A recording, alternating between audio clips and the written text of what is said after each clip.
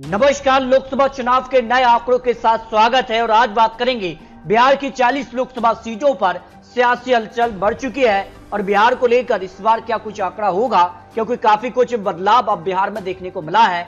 यहाँ विधानसभा चुनाव और लोकसभा चुनाव आते आते काफी हलचल बढ़ गई है।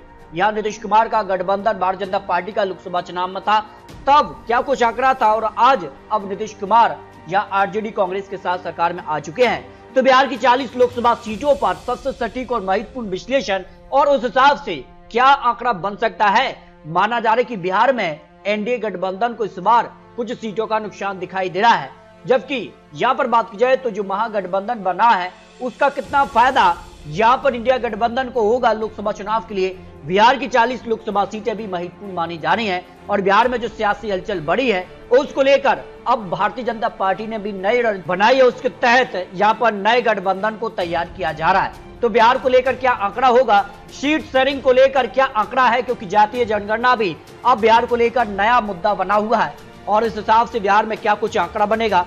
इस पर लोकसभा चुनाव के लिए 543 सीटों के लिए क्या कुछ आंकड़ा हो सकता है। लेकिन 2019 में एनडीए को 39 सीटें 40 सीटों में से मिली थी और महागठबंधन को 1 सीट मिली थी, तब नीतीश कुमार एनडीए के साथ थे। लेकिन अब माहौल बदल चुका है और उस हिसाब से बिहार में क्या खेला होने वाला है। बिहार की 40 लोकसभा सीटों पर नए और ताजा सर्वे आ रहे हैं। 2019 में एनडीए को 40 सीटों पर चुनाव लड़ा और 39 सीटों पर जीत मिली थी, जबकि महागठबंधन ने 39 सीटों में से 1 सीट पर ही जीत मिली थी, जबकि अन्य और यहाँ पर कुछ और पार्टी को भी 0 सीट रही थी। यानी सीधे तौर पर एक तरफा जीत एनडीए को मिली थी, तब नीतीश कुमार एनडीए के साथ थे। लेकिन अब माहौल बदल चुका है। अब यहाँ पर नीतीश कुमार मुख्यमंत्री के तौर पर यहाँ पर महागठबंधन के साथ है, तो कितना फर्क पड़ेगा, क्योंकि नए और अब कुछ नए आंकड़े सामने आ रहे हैं। बिहार में किसकी आबादी कितनी, क्योंकि बिहार में जातीय जनगणना हुई है, उसका कितना असर देखने को मिलेगा और किस वर्ग से कितने प्रतिशत कौन आता है, इसको लेकर भी महत्वपूर्ण आंकड़े। अति पिछड़ा वर्ग जो 36.01% है, जो यहाँ पर बिहार सरकार के आंकड़े हैं, इसमें पिछड़ा वर्ग करीब 27.12%, अनुसूचित जाति 19.65% और अनुसूचित जाति 1.68%, सामान्य वर्ग 15.52% आते हैं। इनका कितना असर होगा 2019 चुनाव की अगर बात की जाए तो ओबीसी वोट बैंक किसके साथ है। देखिए, ओबीसी गरीब यहाँ पर कांग्रेस को 12%, तो भारतीय जनता पार्टी को यहाँ 40% वोट रहा था। यहाँ लोअर क्लास 16% कांग्रेस के साथ, यानी जो महागठबंधन था उसके साथ, तो 42% भारतीय जनता पार्टी के साथ। मिडिल क्लास 18% कांग्रेस के साथ, 42% भारतीय जनता पार्टी के साथ। अमीर ओबीसी यहाँ 17% कांग्रेस के साथ, तो 46% भारतीय जनता पार्टी के साथ। कुल मिलाकर 15% यहाँ पर कांग्रेस के साथ, तो 44% ओबीसी वर्ग भारतीय जनता पार्टी के साथ रहा था। इस कारण से ओबीसी का मुद्दा भी बिहार को लेकर सामने आ रहा है। अब बात की जाए ओबीसी वोट बैंक का आरक्षण को लेकर बात की जाए तो कहां कितना आरक्षण यहाँ पर ओबीसी को है। बिहार में 30% है, तो झारखंड में 14%, आंध्र प्रदेश में 29%, गुजरात में 27%, महाराष्ट्र में 32%, उड़ीसा में 11.25% है, कर्नाटक में 32% आरक्षण है, तमिलनाडु में 50%, पश्चिम बंगाल में 17%, तेलंगाना में 29%, केरल में 40%, उत्तराखंड में 14%, यूपी में 27%, हरियाणा में 27%, एमपी में 14%, पंजाब में 12%, राजस्थान में 21%, छत्तीसगढ़ में 14%, चंडीगढ़ में 27%, पौंडुचेरी में यहाँ 34%, दिल्ली में 27%, हिमाचल प्रदेश में 18%, दमन और दीप में 27%, त्रिपुरा में आरक्षण नहीं। इस तरह से अगर बात की जाए तो ओबीसी को लेकर भी बड़े बड़े ऐलान किए गए और 3 राज्यों में भारतीय जनता पार्टी ने जिस कहा से यहाँ पर जो है मुख्यमंत्री का ऐलान हुआ है, तो कई तरह से यहाँ पर जो है माहौल साधने का प्रयास 2 डिप्टी सीएम और सीएम के साथ मंत्रिमंडल को भी पूरी तरह से संतुलित बनाया, क्योंकि भारतीय जनता पार्टी बिहार में नया गठबंधन बना रही है। जीतनराम मांझी यानी हम पार्टी से, मुकेश सहनी वीआईपी पार्टी से, उपेंद्र कुशवाहा यहाँ पर आरएलडी से,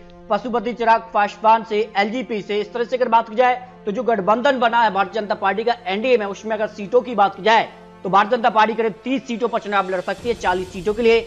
यहाँ पर एलजेपी को 6 सीट चुनाव के लिए दे सकती है, यहाँ पर आरएलडी को 2 सीट, हम पार्टी को 1 और वीआईपी पार्टी को 1 सीट यहाँ चुनाव के लिए दे सकती है, जिस कार की खबर यहाँ पर निकलकर सामने आ रही है। लेकिन बिहार को लेकर प्रशांत किशोर की रणनीति भी निर्णायक मानी जाती है और प्रशांत किशोर इस बार क्या कुछ खेला करने जा रहे हैं, क्योंकि इससे पहले यहाँ पर 5 सीटों पर चुनाव हुए थे, जिसमें एमएलसी चुनाव को लेकर भी जेडीयू बीजेपी ने यहाँ 2-2 सीटों पर जीत हासिल की थी, जबकि 1 सीट यहाँ पर प्रशांत किशोर के पक्ष में रही थी। तो इस बार क्या विधानसभा चुनाव लड़ेंगे या फिर जो है किसी भी पार्टी का खेल बिगाड़ेंगे। बिहार की विधानसभा की वर्तमान स्थिति की अगर बात की जाए तो यहाँ पर 164 सीटों के लिए अगर बात की जाए तो महागठबंधन के पक्ष में है, जबकि विपक्ष की यानी भारतीय जनता पार्टी की बात की जाए तो 77 सीटें ही भारतीय जनता पार्टी के साथ है। इसके अलावा कुछ अन्य सीटें आ जाती हैं। तो इस तरह से अगर बात की जाए तो फिलहाल यहाँ पर विधानसभा में एमएलए के तौर पर यहाँ पर नीतीश कुमार का ही पलड़ा भारी नजर आ रहा है। लेकिन मुख्यमंत्री के तौर पर आप किसे देखना चाहेंगे? तेजस्वी यादव को 46% लोग मान रहे हैं और नीतीश कुमार को 27%, बीजेपी नेता को 25%, जिसका तेजस्वी यादव भी अपनी बात को रखते हैं और कहीं ना कहीं एक बड़े चेहरे के तौर पर भी जाने जाते हैं। लेकिन अब लोकसभा चुनाव की तैयारी है और यहाँ पर किसकी रणनीति कितना काम करेगी और यहाँ की जनता पीएम के तौर पर किसे देखना चाहेगी? नीतीश कुमार को 39%, जबकि नरेंद्र मोदी जी के लिए यहाँ 43% लोग यहाँ पर जो है पीएम के तौर पर नरेंद्र मोदी जी को ही पसंद कर रहे हैं। राहुल गांधी 13%, कोई अन्य चेहरा यहाँ पर 5% लोग माना है। अब बात करें लोकसभा चुनाव को लेकर जो ओपिनियन पोल 4 से 5 बड़े ओपिनियन पोल सामने आ रहा है बिहार को लेकर।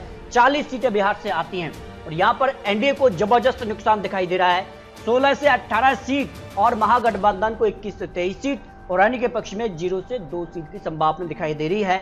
2019 में 39 सीटें मिली थी 40 सीटों के लिए, लेकिन इस बार करीब 20 सीटों का नुकसान दिखाई दे रहा है और करीब 20 से 22 सीटों का सीधा फायदा महागठबंधन को यहां पर देखने को मिल रहा है। यानी नीतीश कुमार बिहार की राजनीति के एक मजे हुए खिलाड़ी हैं और वो जिस टीम में शामिल होते हैं उसका कहीं ना कहीं पलड़ा भारी होता है, जो ओपिनियन पोल में आंकड़े दिखाई दे रहे हैं। जबकि अगर बात की जाए तो यहाँ पर इंडिया टुडे सी वोटर का भी सर्वे सामने आया था, जिसमें इंडिया गठबंधन को 26 सीटें जबकि एनडीए को मात्र 14 सीटें। उस हिसाब से करीब यहां पर 24 से 25 सीटों का नुकसान दिखाई दे रहा है। यानी बिहार को लेकर जो ओपिनियन पोल सामने आया उसमें काफी हलचल देखने को मिल रही है। जबकि बिहार को लेकर एक और अन्य एजेंसी के आंकड़े की बात की जाए तो कुल 40 सीटें आती हैं और यहां पर एनडीए को 45% वोट शेयर और महागठबंधन को 42% वोट शेयर, अन्य के पक्ष में 12% वोट शेयर। उस हिसाब से अगर बात की जाए तो एनडीए का पलड़ा भारी नजर आ रहा है, 22 से 24 सीट, लेकिन 2019 के मुकाबले यहां पर भी नुकसान दिखाई दे रहा है और महागठबंधन को यहाँ 16 से 18 सीट यानी सीधे तौर पर महागठबंधन को करीब यहाँ पर 17 सीटों का यानी सीधे तौर पर फायदा दिखाई दे रहा है, जो बिहार को लेकर अन्य एजेंसी का ओपिनियन पोल सामने आ रहा है। इसके अलावा अगर बात की जाए तो यहाँ पर बिहार को लेकर इंडिया टीवी सीएनएक्स सर्वे भी सामने आ रहा है। बिहार की 40 सीटें आती हैं और पार्टी वाइज आंकड़े अगर आपको दिखाएं तो भारतीय जनता पार्टी को 20 लोकसभा सीटें मिल सकती हैं, अपने दम पर चुनाव लड़ते हैं। और अगर बात की जाए जेडीयू को 7, आरजेडी को 7 सीटें मिल सकती हैं, कांग्रेस पार्टी को 2 सीटें मिल सकती हैं, एलजेपी चिराग पासवान को यहां पर 2 सीटें मिल सकती हैं, आरएलजेपी को 1 सीट मिल सकती है, हम पार्टी को 1 सीट मिल सकती है। इस तरह से अगर बात की जाए तो काफी हलचल बिहार में देखने को मिल रही है। उस हिसाब से अगर बात की जाए गठबंधन के तौर पर तो 16 सीटें यहां पर बात की जाए तो इंडिया गठबंधन को और एनडीए को करीब 26 सीट मिलने का अनुमान सीएनएक्स सर्वे के हिसाब से लगाया जा रहा है। फिर यहाँ पर काफी हलचल बढ़ चुकी है। तो इस तरह से अगर बात की जाए बिहार को लेकर यहाँ पर 2019 के मुकाबले एनडीए को नुकसान दिखाई दे रहा है और महागठबंधन को फायदा मिल रहा है। करीब 25 सीट तक का फायदा यहाँ पर महागठबंधन को मिलने का अनुमान दिखाई दे रहा है। इस तरह से अगर बात की जाए तो बिहार को लेकर काफी हलचल तेज हो चुकी है और अपने अपने जीत के दावे सामने आ रहे हैं। नीतीश कुमार को यहाँ पर बिहार को लेकर यानी जहां पर इंडिया गठबंधन के तौर पर संयोजक के तौर पर देखा जा रहा है, इसके अलावा वो क्या पीएम की रेस में भी दिखाई दे रहे हैं, तो किसके बीच टक्कर होगी ये की काफी महत्वपूर्ण हो जाता है। फिलहाल ये यहाँ पर बिहार को लेकर 40 सीटों का आपको महत्वपूर्ण आंकड़े दिखाए हैं, लेकिन आने वाले वक्त में बिहार को लेकर जिस कहा से भारतीय जनता पार्टी ने नई रणनीति चली है उस हिसाब से कितना फर्क पड़ेगा ये काफी महत्वपूर्ण होता है। तो बिहार को लेकर और यहाँ पर लोकसभा की सभी 543 सीटों पर आपको क्या लगता है, आप क्या रख सकते हैं। इसके अलावा अगर बात की जाए तो बिहार में कौन सबसे पॉपुलर नेता के तौर पर दिखाई दे रहा है, प्रधानमंत्री मोदी जी विशेष क्या नीतीश कुमार होगा या फिर कुछ नया देखने को मिलेगा। लोकसभा की 543 सीटों पर क्या भारतीय जनता पार्टी यहाँ पर कमल खिलाने जा रही है या फिर कहीं ना कहीं इंडिया गठबंधन की यहाँ वापसी होगी, इस पर आप रख सकते हैं। बहुत जल्द आपको नए और महत्वपूर्ण विश्लेषण दिखाने जा रहे हैं। तो मिलते हैं दोस्तों और लेटेस्ट और महत्वपूर्ण विश्लेषण के साथ, तब तक के लिए जय हिंद जय भारत।